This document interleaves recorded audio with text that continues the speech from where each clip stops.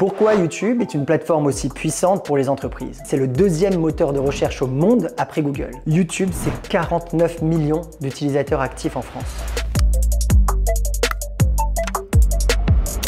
Souvent, on va se concentrer sur des tendances, reléguant au second plan l'essentiel. Depuis quelques années, les entreprises ne prient que par Instagram ou TikTok. Mais dans cette frénésie, on néglige un outil puissant qui revient sur le devant de la scène en ce moment, YouTube. Et ça, c'est une grave erreur. Aujourd'hui, je vous explique pourquoi YouTube est plus puissant que jamais. Comment, à l'inverse des autres plateformes, YouTube se concentre sur la valeur apportée et pas simplement sur le divertissement. Enfin, je vais vous montrer comment des entreprises se sont construites ou renforcées sur cette plateforme.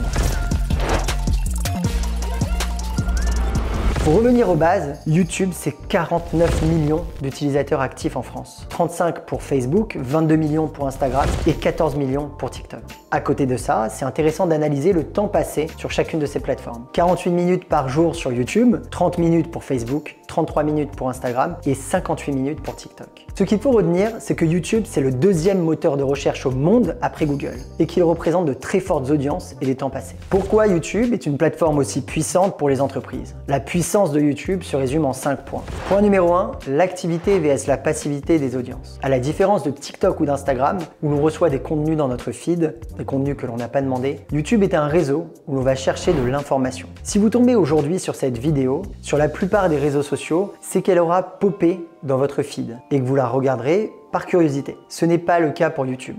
Deuxième point, un réel problème vs du divertissement. YouTube fonctionne donc comme un réel moteur de recherche où l'on va avoir de vrais problèmes que l'on va vouloir résoudre. Techniques pour endormir ses enfants, réparer ma machine à laver, comparer les différents matelas, faire des exercices de respiration. L'intentionnalité sur YouTube va être omniprésente. Troisième point, une audience d'acheteurs vs une audience de voyeurs. Le fait d'avoir de réels problèmes va faire de cette audience une audience d'acheteurs à fort potentiel, prête à vous écouter pour résoudre son problème. Point numéro 4, ça va être une audience de fidèles vs une audience de passage. Si vous donnez de l'information et de la valeur à ces audiences, ils vous traiteront comme un expert de votre domaine et donc reviendront consulter vos contenus très régulièrement. Le jour où ils devront acheter un produit ou un service dans ce domaine, ils penseront directement à vous. Point numéro 5, moins mais mieux. Finalement, sur une plateforme comme YouTube, vous n'aurez pas besoin de faire des millions de vues pour capter l'attention d'une audience fidèle. Il suffit d'avoir quelques centaines, voire milliers de vues régulières sur vos vidéos pour savoir que vous avez conquis le cœur de cette audience. Passons maintenant aux entreprises qui ont réussi à mettre en place une stratégie gagnante. Et d'ailleurs pour vous, si vous voulez, avec mon code promo Bonne Nuit Jordan, vous avez 10% sur les matelas et moi. Les types d'entreprises qui utilisent YouTube comme levier peuvent varier. Ça va des entrepreneurs aux créateurs de contenu à des petites, moyennes ou grandes entreprises. Les exemples les plus flagrants sont des créateurs de contenu comme MrV, qui a su transformer sa chaîne en une véritable communauté. Il a su faire de sa chaîne un levier commercial, en lançant notamment sa propre marque de pizza surgelée en 2022.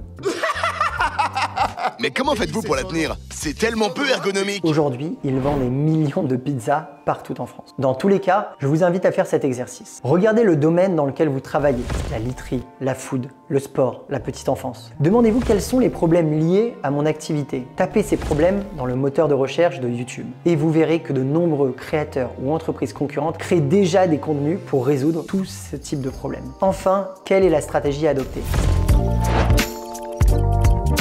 La clé est simple. Adressez-vous aux problèmes de votre secteur. Créez des contenus d'expertise autour de ces questions. Apportez des solutions. Soyez là pour aider. C'est cette approche qui transformera des audiences en clients potentiels et en prescripteurs. Commencez par vous demander si votre produit peut intéresser une audience sur YouTube. C'est sûrement le cas. Si oui, identifiez les questions fréquentes dans votre domaine. Répondez-y de manière authentique et engageante. Utilisez votre voix, vos expériences et n'hésitez pas à montrer votre personnalité.